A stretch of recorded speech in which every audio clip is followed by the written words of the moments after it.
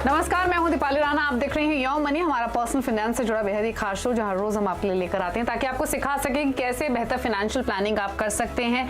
तो आपके investment related जो क्वेश्चंस होते हैं, जो आपके पोर्टफोलियो से जुड़े सवाल होते हैं, वो सब इस शो में हम शामिल करते हैं और साथ ही ये भी बताते हैं कि कैसे आप शुरुआत कर सकते हैं। तो अगर आप भी अपनी फाइनेंशियल प्लानिंग करना चाहते हैं, जानना चाहते हैं क्या हो पहला कदम, तो आप इस शो में आइए। तरीका क्या है, आपकी स्क्रीन पर है, नोट कर लीजिए। 7045220000 ये हमारा व्हाट्सएप नंबर है। ईमेल के थ्रू भी आप कनेक्ट कर सकते हैं yomoney@nw18.com। साथ ही फेसबुक, ट्विटर पर आप CNBC आवाज के हैंडल पर जाइए, ये शो देख भी सकते हैं। साथ ही #AskAwazYoMoney लिखकर अपने सवाल भी हम तक पहुंचा सकते हैं। तो यह है तरीका शो में शामिल होने का। और आज आपके सभी सवालों को आंसर करने के लिए आनंद राठी वेल्थ के डेप्यूटी CEO फिरोज अजीज मौजूद हैं। फिरोज जी नमस्कार, स्वागत है आपका। और क्वेरीज हैं हमारे पास काफी सारी, ईमेल के थ्रू, व्हाट्सएप के थ्रू। तो शुरुआत करते हैं क्वेरीज के साथ। शो के आखिर में आपकी चॉइसेस भी पूछेंगे, किन फंड्स को आज आप लेकर आए हैं हमारे बिगनर्स जो होंगे, जो इन्वेस्टर्स हैं उनके लिए। लेकिन पहले कॉलर से फटाफट से कनेक्ट कर लेते हैं। प्रशांत कुमार हैं हमारे साथ लखनऊ से। प्रशांत जी, प्रशांत ने इनफैक्ट ईमेल के थ्रू सवाल भेजा है, माफ कीजिए, फोन लाइन पर नहीं है। 68 इयर्स इनकी उम्र है और मौजूदा जो इन्वेस्टमेंट है वो 42,500 के आसपास की है, यानी इतने अमाउंट की ये SIP कर रहे हैं। इनफैक्ट आप कनेक्टेड भी हैं हमारे साथ, उनसे ही और डिटेल्स ले लेते हैं। प्रशांत जी नमस्कार। तो आपका जो पोर्टफोलियो हमारे पास है उसके हिसाब से 42,500 रुपए की आप SIP कर रहे हैं, क्या ये सही है? क्या जानना चाहते हैं, क्या है आपका गोल? Firstly, good evening and thank you for inviting me to the show. I mean, I'm able to give my points. I am basically a 60-year-old man. So I'm retired. My aim is to have at least 50 lakh rupees in the next, say, 7 or 6 years, so that I could pass it on to my grandchildren. So I would like to know whether my saving in SIP is okay and whether I need to do some changes because 35,000 is being 35,000 रुपए एक ही जगह axis mutual fund में जा रहा है। तो आप क्या कोई तजवीज करती हैं कि इसमें कुछ फर्क आना चाहिए? अच्छा प्रशांत जी, एक चीज बताइए, ये आपने एक्सिस ब्लू चिप में आप 30,000 डाल रहे हैं, बाकी फंड्स में आप 2,500 से 5,000 डाल रहे हैं, तो ये वेरिएशन क्यों? 30,000 एक बड़ा चंक सिर्फ एक म्यूचुअल फंड में, बाकी में थोड़ा थोड़ा? जी मुझे लगता है मेरी गलती हुई, क्योंकि मैंने पहले एक्सिस ब्लू से बहुत अच्छा कर रहा था, तो मैंने सोचा शायद ज्यादा करने से 2 स्कीम के अंदर मैंने कर दिया। पहली बार एक्सिस ब्लू से अपने 10,000 किया, दूसरी बार 20,000 किया। इसीलिए मैंने आपसे फोन किया था कि आप लोग बराए मेहरबानी बता सकें कि क्या ये चीज गलत हुई। अब फिरोज जी हमारे साथ बैठे हैं, वही आज के टीचर हैं, तो वही बताएंगे कि ये गलती है या ये आपने सही कदम उठाया है और इसे कैसे बेहतर कर सकते हैं, वो भी फिरोज जी से पूछ लेते हैं। लेकिन फिरोज जी, मैं सवाल पे राय दूं उससे पहले एक चीज बोलना चाहूंगी। हाल ही में कुछ कॉन्फ्रेंसेस हमने की म्यूचुअल फंड इन्वेस्टमेंट्स पर, वहां एक चीज जरूर निकल कर आई सामने कि यूजुअली जब हम पहले गोल्ड इन्वेस्टमेंट डिसाइड करते थे तो एज के हिसाब से करते थे कि अगर आपकी ज्यादा एज है तो आप कम रिस्क वाले फंड लीजिए, कम एज है तो ज्यादा रिस्क वाले फंड ले सकते हैं। लेकिन अब चीजें बदल चुकी हैं। अब आपका होराइजन, आपका गोल क्या है, उसके बेसिस पे आपके फंड्स का चुनाव होना चाहिए। आप भले ही प्रशांत जी 68 साल के हैं, लेकिन ये अपने ग्रैंड चिल्ड्रंस को पास ऑन करना चाहते हैं। 5 इयर्स का इसीलिए होराइजन ले चल रहे हैं, may be they can go aggressive. तो अब आप बताइए क्या व्यू है?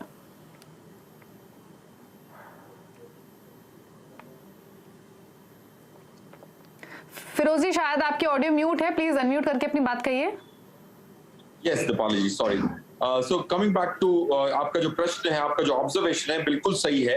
अगर प्रशांत जी ये पैसे अपने लिए ही इस्तेमाल करने वाले नहीं है और ग्रैंड चिल्ड्रन के पास जा रहा है, तो उनकी ऑब्जेक्टिव के हिसाब से एक रणनीति बनाना बहुत ज्यादा जरूरी है।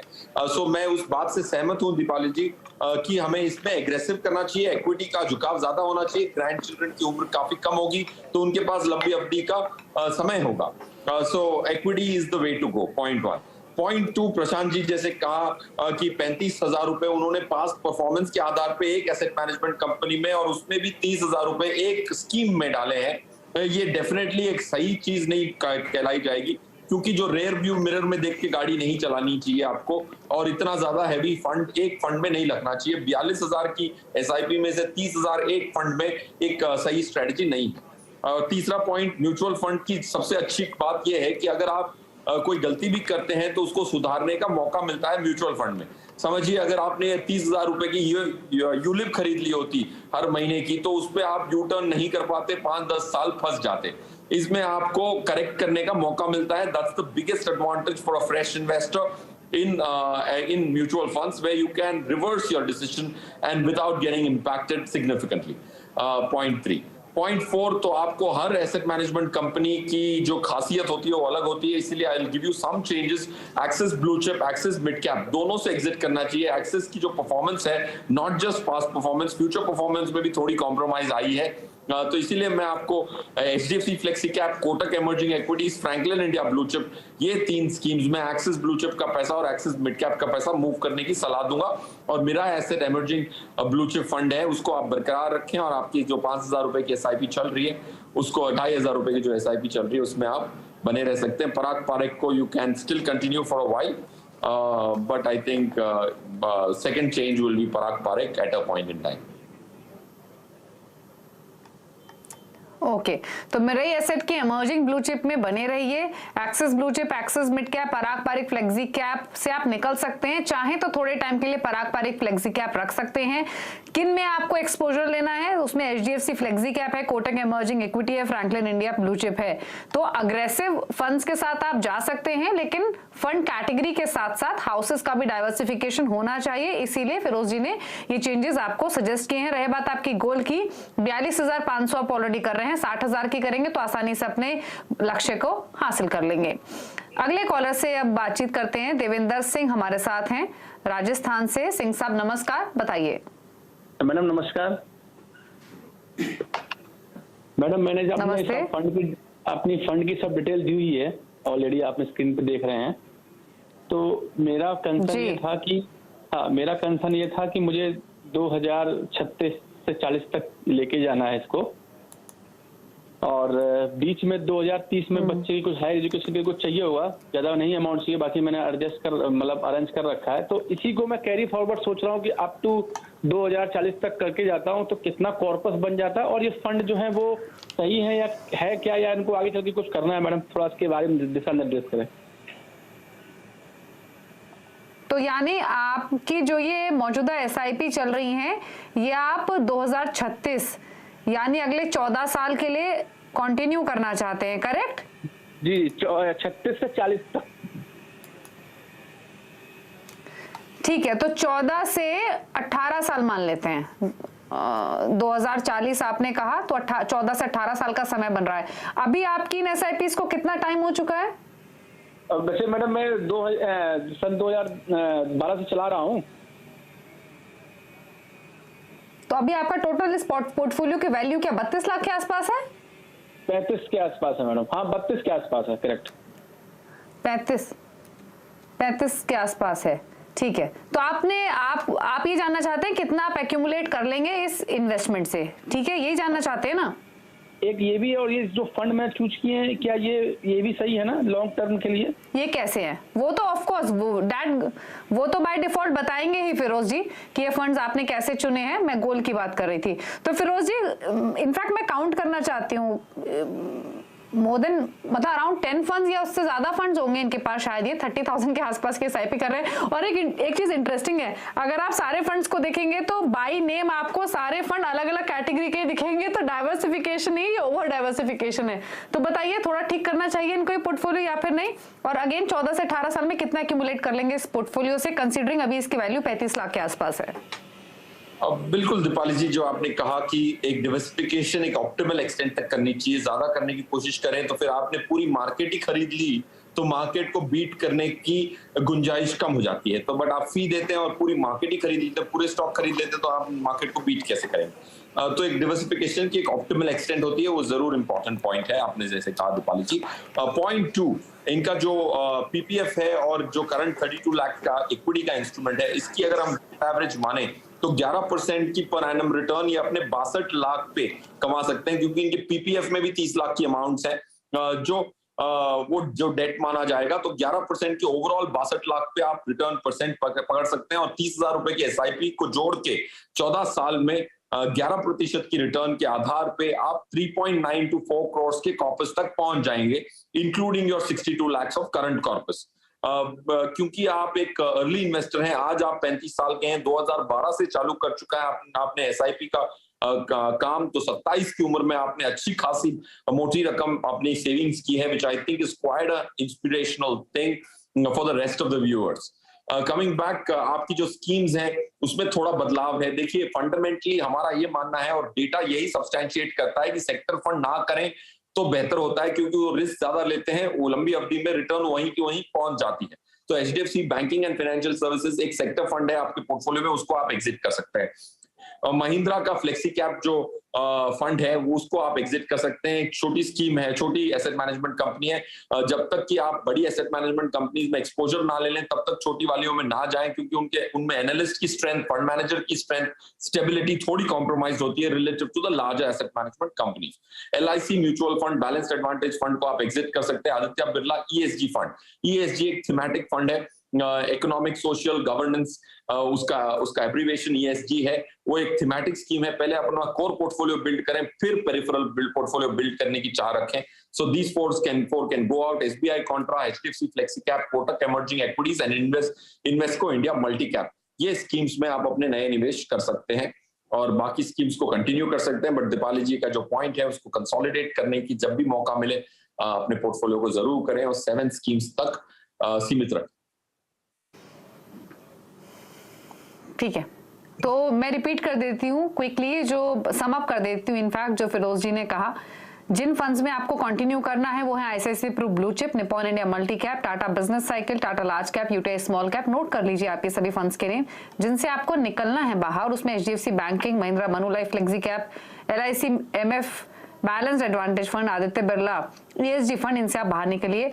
मैक्सिमम 7 फंड्स रखिए। जो फिरोज जी ने फंड सेलेक्ट किए हैं आपके पोर्टफोलियो के, वो ऑलरेडी 5 फंड्स हैं, 2 और अगर आपको ऐड करने हैं तो SBI contra, HDFC flexi cap, Kotak emerging equity, Invesco India multi cap, इनमें से कोई 2 आप चुन सकते हैं। बाकी आप अपने इन्वेस्टमेंट्स में बने रहिए। अब बात करेंगे अदिति से, दिल्ली से हमारे साथ हैं। अदिति नमस्कार। नमस्ते मैम। एक्चुअली मैम मैंने भी कुछ टाइम पहले अपनी एसआईपी स्टार्ट करी है, जिसमें मैंने अभी कोटक इमर्जिंग इक्विटी फंड में मैंने 2000 and BGMI India mid cap जो फंड है उसमें 1000 रुपीज, एंड पीजीएम का फ्लेक्सी कैप फंड है जिसमें 2000, यूटीआई निफ्टी जिसमें 50 इंडेक्स है उसमें 2000, निप्पॉन स्मॉल कैप उसमें भी 2000 है, and Tata digital fund growth में मेरा 2000 का है। And ma'am ICICI prudential hybrid equity and डेब्ट फंड है उसमें भी मेरा 2000 अभी जा रहा है। एंड इसके अलावा मैंने अभी जब ये आईटी के सेक्टर टूटे थे ना, तो उस टाइम पे मैंने 25,000 का लमसम किया था टाटा डिजिटल में ही। तो मुझे यही कंफर्म करना था कि मैम ये पोर्टफोलियो ठीक है या उसमें कुछ चेंजिंग्स हैं, और मुझे इसमें 10 to 12 ईयर्स में मेरे को 1 CR चाहिए था, जिसमें अगर इसमें कुछ चेंजिंग्स हैं तो मतलब किस फंड में चेंज करना और कितना मुझे अमाउंट ऐड करना है। अगर मैं ऐड करना मतलब चाहती भी हूँ तो मतलब ज़्यादा प्रायोरिटी मुझे किस फंड को देना है, एंड मुझ मेरे पास अभी 5 लाख अभी इन हैंड है, तो मैं उसको कहाँ पे इन्वेस्ट कर सकती हूँ अभी फॉर 5 इयर्स के लिए। ओके ओके ओके, ठीक है। तो फिरोज जी 28 इयर्स की हैं अदिति, डिसेंट स्टार्ट है इनका कंसीडरिंग इनकी एज, और इन्वेस्टमेंट्स भी ठीक ठाक कर रही हैं। जैसे इन्होंने बताया 13,000 के आसपास की इनकी मौजूदा एसआईपीज हैं। फंड्स हालांकि इनके पास भी 13,000 के हिसाब से काफी ज्यादा हैं, और 10 से 12 साल में 1 करोड़ का टारगेट है। 5 लाख अभी इनके पास कैश है, उसको भी इन्वेस्ट करना चाहती हैं, तो प्लीज हेल्प कीजिए इनकी फाइनेंशियल प्लानिंग में। यस दीपाली जी, जैसे आपने कहा ये 28 साल की उम्र में अदिति इतनी अच्छी इन्वेस्टमेंट कर रही है, थोड़ी फर्क रखती हैं, सेक्टर को ट्रैक भी किया है, टेक्नोलॉजी स्टॉक्स गिरे थे वो भी पता है इनको। तो I think this is a very very inspirational thing Aditi, कि आप इतना वेल डिवर्सिफाइड पोर्टफोलियो क्रिएट कर रही हैं। 28 की उम्र में 13,000 की एसआईपी कर रही हैं, which is a beautiful thing. अगर आपको 1 करोड़ रुपया इकट्ठा करना है 15 साल में, तो 30,000 की एसआईपी की जरूरत पड़ती है, एज्यूमिंग आपका कोई लमसम इन्वेस्टमेंट नहीं हो। That's point 2। पॉइंट 3, जैसे आपने टाटा डिजिटल में इन्वेस्टमेंट किया है, तो इसमें आप जरूर ये ध्यान रखें कि एग्जिट भी उतनी ही इंपॉर्टेंट होती है एक सेक्टर फंड में, वरना एक सेक्टर फंड सिक्लिकल होते हैं, 2 साल चलते हैं फिर बाकी 2 साल नहीं चलते, तो नॉर्मल डिवर्सिफाइड फंड्स उसके साथ कैच अप कर लेते हैं ज्यादातर।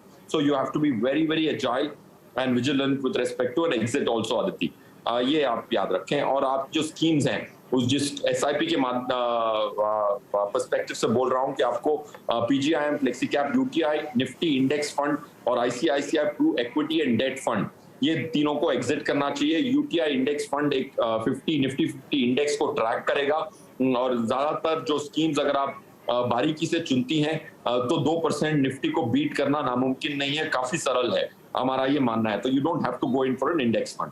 और आपके पास काफी अच्छा अमाउंट है तो आपको एक balance fund, equity and debt का एक कॉम्बिनेशन नहीं लेना चाहिए, अलग डेट अलग इक्विटी खरीदना चाहिए अदिति। एंड जो भी स्कीम्स आप अपने लमसम अमाउंट से खरीदना चाहती हैं 5 लाख रुपए से, आपको इक्विटी ही खरीदना चाहिए, क्योंकि 5 साल के टाइम फ्रेम में इक्विटी की आज भी ये गुंजाइश है कि वो डेट से दुगना रिटर्न देने की संभावना है। तो आप इसमें ही यही स्कीम्स में आप इन्वेस्ट करें, बट 6 किश्तों में इन्वेस्ट करें, एक मुश्त ना इन्वेस्ट करें, क्योंकि वॉलेटिलिटी थोड़ी ज्यादा है। तो आपको 6 किश्तों में यही जो स्कीम्स हैं, 3 स्कीम्स आपकी जो होल्ड पे रखी हैं और 4 स्कीम्स जो आप नहीं लगाएंगे, तो 7 स्कीम में 6 किश्तों में आप अपने 5 लाख रुपए लगा सकती हैं इक्विटी। ठीक है, तो कुछ फंड्स है जिनसे आपको निकलने की जरूरत है, कुछ फंड्स है जिनसे आप कंटिन्यू कीजिए। 5 लाख आपको कैसे कैसे एलोकेट करना है उसके बारे में फिरोज जी ने आपको बताया। चलिए रुकने इसी के साथ एक ब्रेक के लिए, लौटेंगे। कुछ और क्वेश्चंस हैं हमारे पास ईमेल के थ्रू, व्हाट्सएप के थ्रू, उनको भी करेंगे शामिल। चल वापस आते हैं।